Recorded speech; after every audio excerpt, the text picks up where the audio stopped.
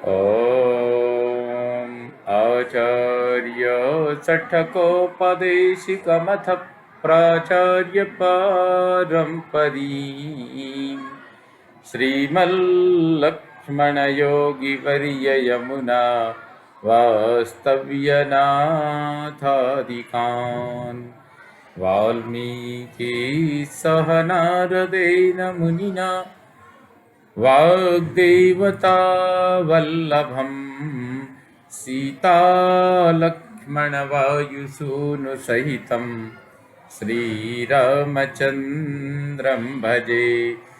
पितामहस्यापि पितामहाय प्राचेतसादेशफलप्रदाय श्रीभाष्यकारोत्तमदेशिकाय श्रीशैलपूर्णाय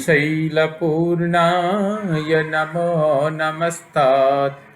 लक्ष्मीनाथसमारम्भां नाथयामुनिमध्यमाम् अस्मदाचार्यपर्यन्तां वन्दे गुरुपरम्परां।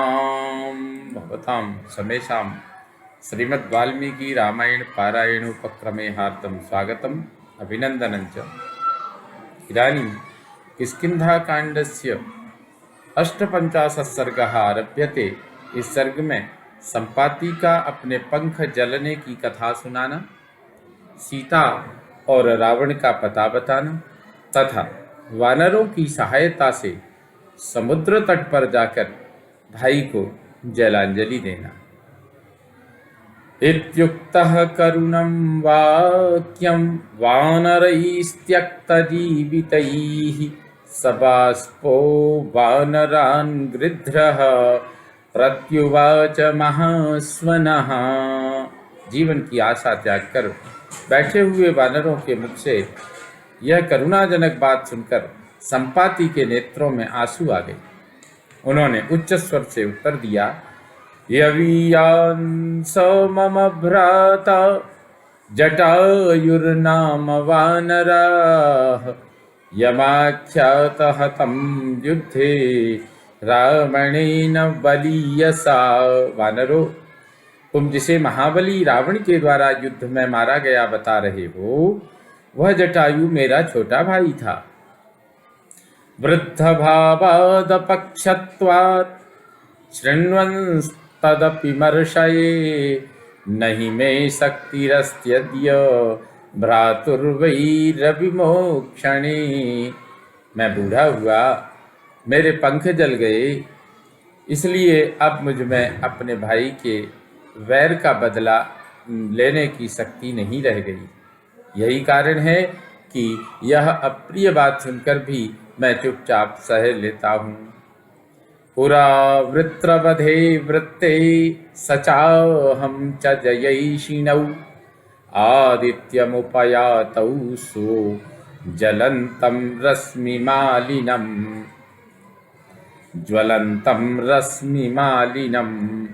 आवृत्याकाशमार्गेण जवेन स्वर्गतौ भृशं मध्यं प्राप्ते तु सूर्ये तु जटायुरवसीदति।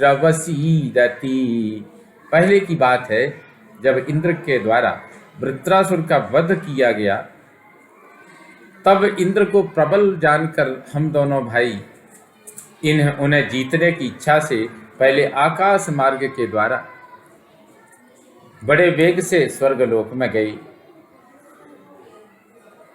इंद्र को जीतकर लौटते समय हम दोनों ही स्वर्ग को प्रकाशित करने वाले अंशुमाली सूर्य के पास आए। हम में से जटायु सूर्य के मध्याह्न काल में उनके तेज से शिथिल होने लगे। तमहं भ्रातरं दृष्ट्वा सूर्यरश्मिभिरर्दितं पक्षाभ्यां छादयामास स्नेहात् परमविह्वलम्। भाई को सूर्य की किरणों से पीड़ित और अत्यंत व्याकुल देख मैंने स्नेहवश अपने दोनों पंखों से उसे ढक लिया। निर्दग्धपत्रः विन्ध्येऽहं निर्दग्धपत्रः पतितो विन्ध्येऽहं वानरर्षभः अहमस्मिन् वसन् भ्रातुः प्रवृत्तिं नोपलक्षये। वानर शिरोमणियों, उस समय मेरे दोनों पंख जल गए और मैं इस विंध्य पर्वत पर गिर पड़ा। यहाँ रहकर मैं कभी अपने भाई का समाचार न पा सका। आज पहले पहल तुम लोगों के मुख से उसके मारे जाने की बात पता चली है। जटायुषस्त्वेव मुक्तो भ्रात्र संपावतिना तदा युवराजो महाप्रज्ञः प्रत्युवाचांगतस्तदा। जटायु के कहे भाई संपाति के उस समय ऐसा कहने पर परम बुद्धिमान युवराज अंगद ने उनसे इस प्रकार कहा, जटायुषो यदि भ्राता श्रुतं ते गदितं मया आख्याहि यदि जानासि निलयं तस्य राक्षसः निलयं तस्य राक्षसः। गृधराज, यदि आप जटायु के भाई हैं, यदि आपने मेरी कही हुई बातें सुनी हैं और यदि आप उस राक्षस का निवास स्थान जानते हैं तो हमें बताइए।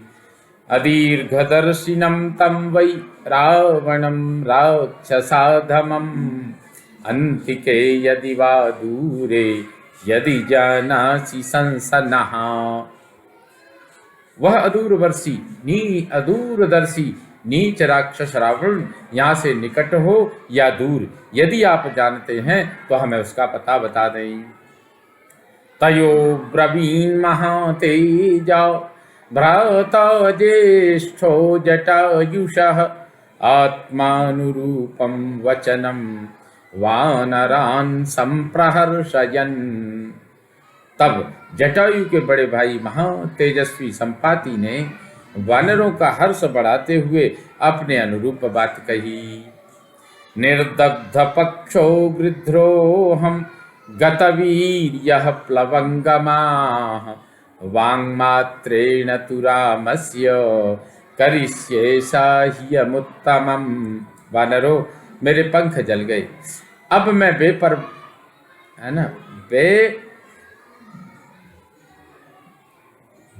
का, बिना पर्ण का, बिना पंखों का गीत हूँ। मेरी शक्ति जाती रही, अतः मैं शरीर से तुम्हारी कोई सहायता नहीं कर सकता। तथापि वचन मात्र से भगवान श्री राम की उत्तम सहायता अवश्य करूँगा। जानामि वारुणान् लोकान् विष्णोस्त्रैविक्रमानपि देवासुरविमर्दांश्च यमृतस्य विमंथनम्। मैं वरुण के लोकों को जानता हूँ। वामनावतार के समय भगवान विष्णु ने जहाँ जहाँ अपने 3 पग रखे थे उन स्थानों का भी मुझे ज्ञान है, पता है। अमृत मंथन तथा देवासुर संग्राम भी मेरी देखी और जानी हुई घटनाएं हैं। रामस्य यदिदं कार्यं कर्तव्यं प्रथमं मया जरया च हृतं तेजः प्राणांश्च शिथिला मम। यद्यपि वृद्धावस्था ने मेरा तेज हर लिया है और मेरी प्राण शक्ति शिथिल हो गई है, तथापि श्री रामचंद्र जी का यह कार्य मुझे सबसे पहले करना है। तरुणी रूप संपन्ना सर्वाभरण भूषिता ह्रियमाणा मया दृष्टा रावणेन दुरात्मना। एक दिन मैंने भी देखा दुरात्मा रावण सब प्रकार के गहनों से सजी हुई एक रूपवती युवती को हर कर लिए जा रहा था। प्रोशन्ति राम रामेति लक्ष्मणेति च भामिनी भूषणान्यपविध्यन्ति गात्राणि च विधुन्वती। वह मानिनी देवी हा राम हा लक्ष्मण की रट लगाती हुई अपने गहने फेंकती और अपने शरीर के अवयवों को कंपित करती हुई छटपटा रही थी। सूर्यप्रभेव शैलाग्रे तस्या कौशेयमुत्तमम् असिते राक्षसे भाति यथा वा तडिदम्बुदे। उसका सुंदर रेशमी पीतांबर उदयाचल के शिखर पर फैली हुई सूर्य की प्रभा के समान सुशोभित होता था। वह उस काले राक्षस के समीप बादलों में चमकती हुई बिजली के समान प्रकाशित हो रही थी। ताम तु सीतामहं मन्ये रामस्य परिकीर्तनात् श्रूयतां मे कथयतो निलयं तस्य रक्षसः पुत्रो विश्रवसः। श्री राम का नाम लेने से मैं समझता हूँ वह सीता ही थी। अब मैं उस राक्षस के घर का पता बताता हूँ, ध्यान से सुनो।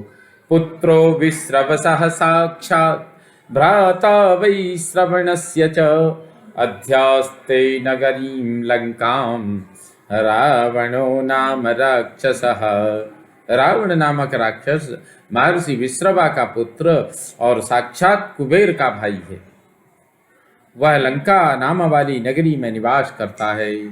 इतो द्वीपे समुद्रस्य संपूर्णे शतयोजने तस्मिन् लंकापुरी रम्या निर्मिता विश्वकर्मणा। यहाँ से पूरे 400 कोस के अंतर समुद्र है और उस समुद्र में एक द्वीप है जहाँ विश्वकर्मा ने अत्यंत रमणीय लंकापुरी का निर्माण किया है। जाम्बो नदमयैर्द्वारैश्चित्रैकाञ्चन वेदिकै प्रासादैर्हेमवर्णैश्च महद्भिः सुसमाकृता। उसके विचित्र दरवाजे और बड़े बड़े महल सुवर्ण के बने हुए हैं। उनके भीतर सोने के चबूतरे या वेदियां हैं। प्राकारेणार्कवर्णेन महता च समन्विता तस्यां वसति वैदेही दीना कौशेयवासिनी। उस नगरी की 4 दीवारी बहुत बड़ी है और सूर्य की भांति चमकती है। उसी के भीतर पीले रंग की रेशमी साड़ी पहने विदेह कुमारी सीता बड़े दुख से निवास करती हैं। रावणान्तःपुरे रुद्धा राक्षसीभिः सुरक्षिता जनकस्यात्मजां राज्ञस्तस्यां द्रक्ष्यथ मैथिलीं। रावण के अंतःपुर में नजरबंद हैं। बहुत सी राक्षसियां उनके परस्पर पहरे पर तैनात हैं। वहां पहुंचने पर तुम लोग राजा जनक की कन्या मैथिली सीता को देख सकोगे। लंकायामथ गुप्तायां सागरेण समन्ततः संप्राप्य सागरास्यान्तं संपूर्णं शतयोजनम् आसाद्य दक्षिणं तीरं ततो द्रक्ष्यथ रावणं तत्रैव त्वरिता क्षिप्रं विक्रमध्वं प्लवंगमाः। लंका चारों ओर से समुद्र के द्वारा सुरक्षित है। पूरे 100 योजन समुद्र को पार करके उसके दक्षिण तट पर पहुंचने पर तुम लोग रावण को देख सकोगे। अतः वानरों, समुद्र को पार करने में ही तुरंत शीघ्रता पूर्वक अपने पराक्रम का परिचय दो। ज्ञानेन खलु पश्यामि दृष्ट्वा प्रत्यागमिष्यथ आद्यः पन्थाः पुलिंगानां ये चान्ये धान्यजीविनः। निश्चय ही मैं ज्ञान दृष्टि से देखता हूँ तुम लोग सीता का दर्शन करके लौट जाओगे। आकाश का पहला मार्ग गौरैया तथा अन्न खाने वाले कबूतर आदि पक्षियों का है। द्वितीयो बलिभोजानां ये च वृक्षफलासना भासास्तृतीयं गच्छन्ति क्रौञ्चाश्चोकुररैः सह। उससे ऊपर का दूसरा मार्ग कौओं तथा निश्चय ही मैं ज्ञान दृष्टि से देखता हूँ तुम लोग सीता का दर्शन करके लौट आओगे। आकाश का पहला मार्ग गौरैये तथा अन्न खाने वाले कबूतर आदि पक्षियों का है। उससे ऊपर का दूसरा मार्ग कौओं तथा वृक्षों के फल खाकर रहने वाले दूसरे दूसरे पक्षियों का है। उससे भी ऊंचा जो आकाश मार्ग तीसरा मार्ग है, उससे चील, क्रौंच तथा कुरर आदि पक्षी जाते हैं। सेनाश्चतुर्थं गच्छन्ति, गृध्रा गच्छन्ति पंचमम्, बलवीर्योपपन्नानां रूपयौवनशालिनां, षष्ठस्तु पंथा हंसानां वैनतेय गतिः परा, वैनतेयाच्चनो जन्म सर्वेषां वानरर्षभाः। बाज चौथे और गीध पांचवें मार्ग से उड़ते हैं। रूप, बल और पराक्रम से संपन्न तथा यौवन से सुशोभित होने वाले हंसों का छठा मार्ग है। उससे भी ऊंची उड़ान गरुड़ की है। वानर शिरोमणियों, हम सबका जन्म गरुड़ से ही हुआ है। गर्हितं तु कृतं कर्म येन स्म पिशितासिनः, प्रतिकार्यं च मे तस्य वैरं भ्रातृकृतं भवेत्। परंतु पूर्व जन्म में हमसे कोई निंदित कर्म बन गया था, जिससे इस समय हमें मांसाहारी होना पड़ा है। तुम लोगों की सहायता करके मुझे रावण से अपने भाई के वैर का बदला लेना है। इहस्थो हम प्रपश्यामि रावणं जानकीं तथा, अस्माकमपि सौपर्णं दिव्यं चक्षुर्बलं तथा। मैं यहाँ से रावण और जानकी को देखता हूँ। हम लोगों में भी गरुड़ की भांति दूर तक देखने की दिव्य शक्ति है। तस्मादाहार वीर्येण निस्सर्गेण च वानराः, आयोजन सतात् साग्रात् वयं पश्याम नित्यशः। इसलिए वानरों, हम भोजन जनित बल से तथा स्वाभाविक शक्ति से भी सदा 100 योजन और उससे आगे तक भी देख सकते हैं। अस्माकं विहिता वृत्तिर्निस्सर्गेण च दूरतः, विहिता वृक्षमूले तु वृत्तिश्चरणयोधिनाम्। जातीय स्वभाव के अनुसार हम लोगों की जीविका वृत्ति दूर से देखे गए दूरस्थ भक्ष्य विशेष के द्वारा नियत की गई है, तथा जो कुक्कुट आदि पक्षी हैं उनकी जीवन वृत्ति वृक्ष की जड़ तक ही सीमित रहती है। वे वहां तक उपलब्ध होने वाली वस्तु से जीवन निर्वाह करते हैं। उपयातो दृश्य उपायो